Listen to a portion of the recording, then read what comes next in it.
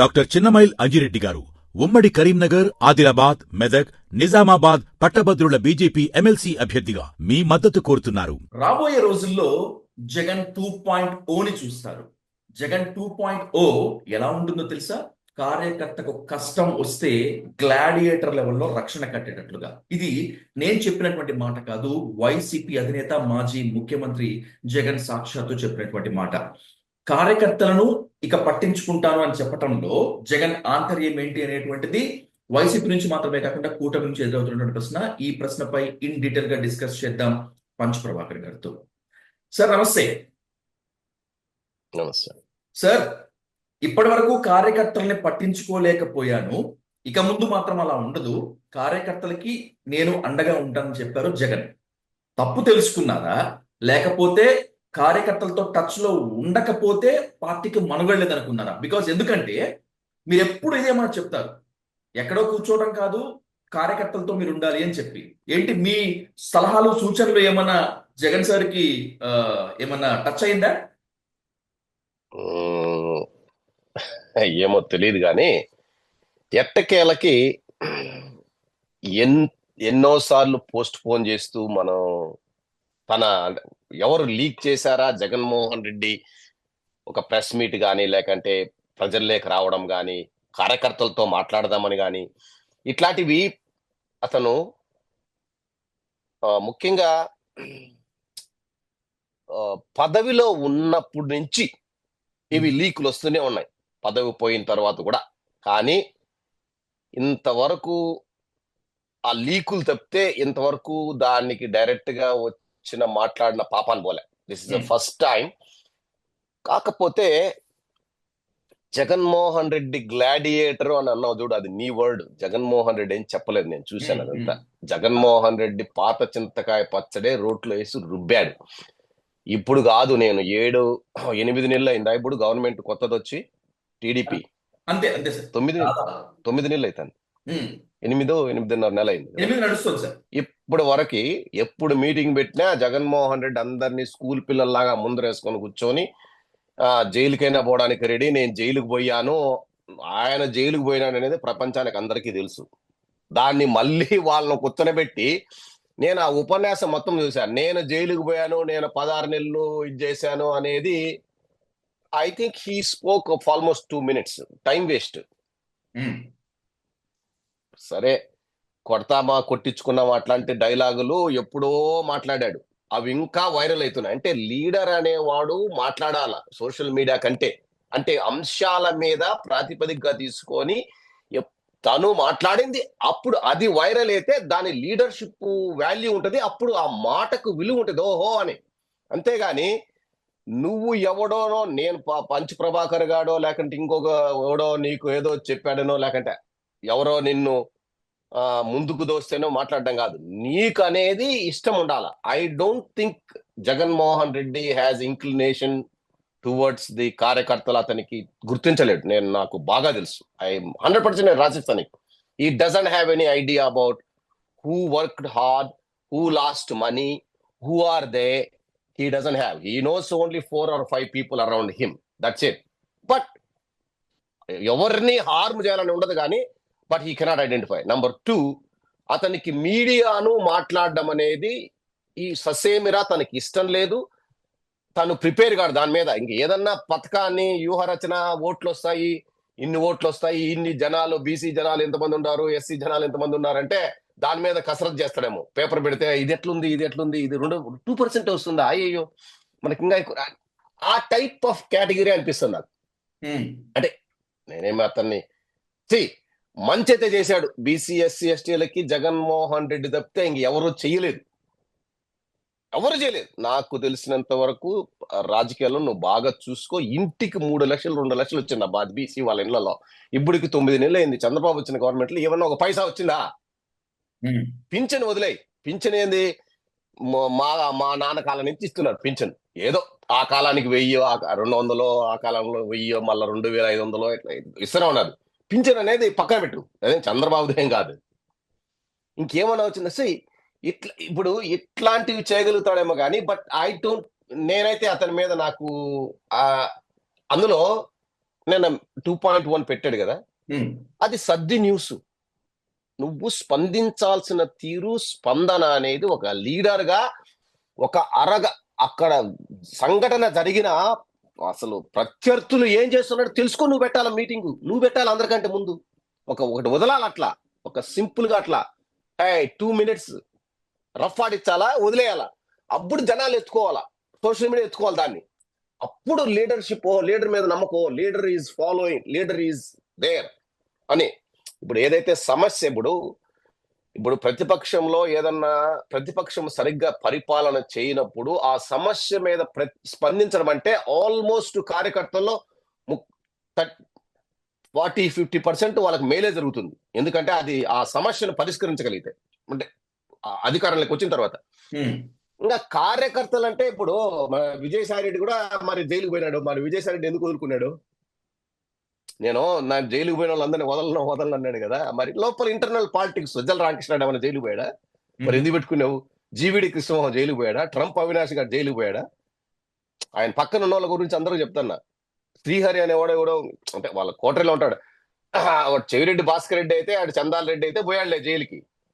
ఉమ్, ఏమే అంటే జైలు పోయాడు, కొట్టించుకున్నాడు, అది వేరే విషయం. పార్టీకి వాడికి అంతకంత డబ్బు. సరే, ఇప్పుడు అవన్నీ వదిలేస్తే ఐ డోంట్ థింక్, నాకు మంచి పక్కా సమాచారం ఉంది. అతను జగన్ ఇట్లా కడుపులో గుద్దుతాడు చూడు, ఉమ్. అది కూడా యాక్షనే. అవునా? కానీ చాలా ఆత్మీయంగా దగ్గర తీసుకుంటాడు, చెయ్యి మీద yes, but he doesn't have in brain. అంటే ఆత్మీయత ఉంది, బట్ అతనికి తెలియదు. ఉమ్, ఇప్పుడు ఎవరన్నా నీకు చెప్తే నువ్వు అవాక్ అవుతావు. సోషల్ మీడియా వెంకటరెడ్డి అని ఒక అతను ఉంటాడు, కారుమూరి వెంకటరెడ్డి, తెలుసా? కారుమూరి వెంకటరెడ్డి. ఉమ్, ఆ అబ్బాయి పేరు తెలియదు. అవునా? ఎస్.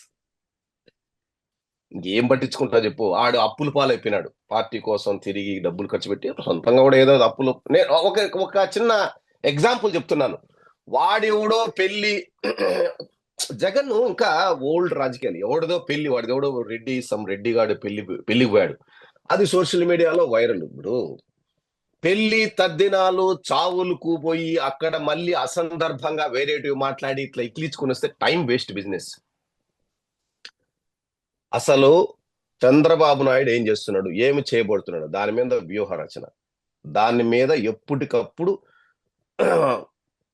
ప్రెస్ మీట్లు పెట్టాలా, బ్రీఫ్ గా పెట్టి సోషల్ మీడియాకు ఊపిరి పోయాలా. లేకంటే నీకున్న మీడియా, సాక్షి మీడియాకు ఊపిరి పోస్తావు, ఊపిరి పోసుకో. ఏమే, అది కార్యకర్తలో మనోధైర్యాన్ని నింపుతుంది. ఎస్, మమ్మల్ని కూడా గమనిస్తాడని నమ్మకం ఉంది. నువ్వు ఎప్పుడో 6 నెలలకు ఓసారి దున్నపోతు మీద వాడమన్నట్లు వచ్చి గంటలు పెడితే నాకేం మంచిదేలే, ఇట్స్ గుడ్. నాకేమి దానివల్ల నేనేం ఎక్సైట్ ఏం కాలేదు. జగన్మోహన్ రెడ్డి వచ్చేసాడు, గ్లాడియేటర్. కాదు సార్, ఇప్పుడు మొన్నటి వరకు ఆయన కార్యకర్తలను పట్టించుకోలేదు, చుట్టుపక్కల ఉన్న కోటరీనే పట్టించుకుంటున్నాడు అని చెప్పి చాలా మంది అనుకుంటుంటారు. సార్, లేట్ గా అయినా కూడా స్పందించాడు కదా, 2.0 చూస్తారు అని చెప్పి. That's good, I like that. 2.0 అన్న హైలైట్ అయింది. మిగిలినంతా లోపలంతా మామూలు.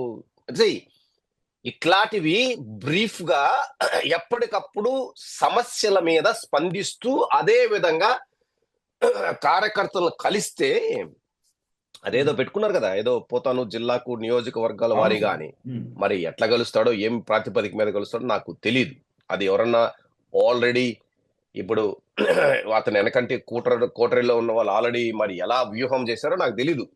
అసలు జగన్మోహన్ రెడ్డి వ్యూహం అనేది ఏమీ చేయనవసరం లేదు. ప్రతిపక్షాల ఫెయిల్యూర్ మీద ఎప్పటికప్పుడు తను ముందుండి మాట్లాడగలిగి సైన్యాన్ని ఇంకా నేనున్నానని, ఇప్పుడు దట్ ఈస్ ఎ వే.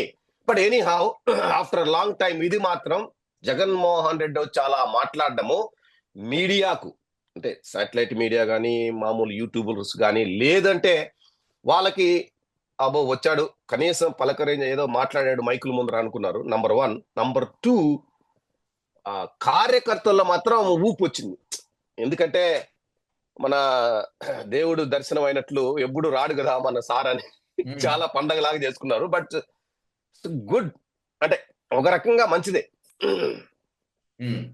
ఇప్పటికైనా క్యాడర్ లో జోష్ వచ్చి పార్టీ కోసం ఇంకా చాలా కష్టపడతారన్నటువంటి బూస్టర్ క్యాడర్ ఎప్పుడు పని చేస్తున్నారా బా? క్యాడర్ ఎప్పుడు పని చేయలేదు. ఎవడో నాకు ఒకటి పేరు చెప్పు. కూటమి వచ్చిన తర్వాత పని చేస్తూనే ఉన్నారు. He ignored lot of people. Okay. నేను చెప్తున్నా కదా, హీఈస్ అంటే అతను తెలియదు చాలా వరకు బికాజ్ ఆఫ్ ఇప్పుడు సామాజిక సమీకరణలని అదని ఇదని కొన్ని వర్గాలు ముఖ్యంగా ఆ, కొన్ని కొన్ని క్యాస్ట్ని పక్కన పెట్టేసి ఉమ్, పోనీ ఆ బీసీలు ఎస్సీలు ఎస్టీలు ఉన్నారు కదా, వాళ్ళు వచ్చిన లీడర్స్ కూడా వాళ్ళని తీసుకొచ్చాడు కదా, వాళ్ళకి సముచిత స్థానం కల్పించాడు. కానీ ఆ విలువ ఇవ్వలేకపోయాడు. ఎందుకు ఎట్లా పోయిందంటే ఉమ్, కలవడానికి లేకుండా పోవడం, తర్వాత ఈ సజ్జల ఈ వెనకాల ఉన్న coterie, that is the same problem. But రొంటికి చెడ్డ రేవడయ్యాడబ్బా. అటు వీళ్ళని పోగొట్టుకున్నాడు, అటు వాళ్ళల్లో కూడా అంటే అంటే వాళ్ళు అందరూ ఏ ఓట్లు వేసింటే గెలిచింటాడు కదా అంట నేను. ఉమ్, ఓకే, అతని ఓటమి కారణాలు అనేది మనం ఎప్పుడు we can talk years together. It's different story. This is one of the reasons why, because ఇది అతను ఈ ప్రెస్ మీట్లు పెట్టడము వాటి గురించి కూడా ఇప్పుడు ముఖ్యంగా అదేదో భూసేకరణ అదేదో చట్టం ఏదో తీసుకొచ్చారు కదా, దాని Land మీద Act. కానీ పెట్టలేకపోవడం, ల్యాండ్ యాక్ట్, వీటన్నిటి మీద ఎలక్షన్లు అయిపోయినాక ఏదేదో పెట్టాడు మీటింగ్ వాటితో, ప్రణయ్ రాయ్తో. ఆ ఉమ్, మీటింగ్ ఏదో ఎలక్షన్ ముందు పెట్టింటే కనీసం ఇంకో రకంగా ఉండేదేమో. నీకు అర్థమైందా? అవును సార్. సో ఇట్లాంటివి see this is very important. అబ్బాయి ఏమో అనుకుంటుంటాడు, అదే ఏదో చంద్రబాబు నాయుడు తప్పుడు, చంద్రబాబు నాయుడు వెన్నుపోటుదారుడు, మాట తప్పుతాడని జగన్ కంటే ముందు నాకు తెలుసు. జగన్ కంటే రాజకీయాల్లో ముందుండా. ఏమే జగన్మోహన్ రెడ్డి రాజకీయాల్లో వద్దనుకొని ఆయన ఏదో పాపం బిజినెస్లు చేసుకుంటాడు. మేము రాజకీయాల్లో జగన్ కంటే ముందు నుంచి ఉండాం. ఉమ్, ఏమే చంద్రబాబు నాయుడు గురించి మాకే ఎక్కువ తెలుసు. ఆడు ఎట్లా ఫెయిల్ అవుతాడు, జగన్మోహన్ రెడ్డి ఆల్టర్నేటివ్ అనేది. ఇంకేమే ఆ ఆల్టర్నేటివ్ వచ్చినప్పుడు కనీసం దానికి విలువ అనే విధంగాన నువ్వు బిహేవ్ చేయాలంట. ఉమ్. That's good. నా అభిప్రాయం, అది పర్సనల్ అభిప్రాయం, పార్టీది అభిప్రాయం, నాకు సంబంధం లేని విషయం. Right sir. ఏది ఓవరాల్ గా పార్టీలో పనిచేసే వాళ్ళకందరికీ అబ్బా పోనీలే అబ్బా మా సార్ వచ్చాడు అనే టైప్ లో, సార్ వచ్చాడని జనాలు మాత్రం ఫుల్ అవును సార్. నిజంగా ఫుల్ జోష్లో ఉన్నారు.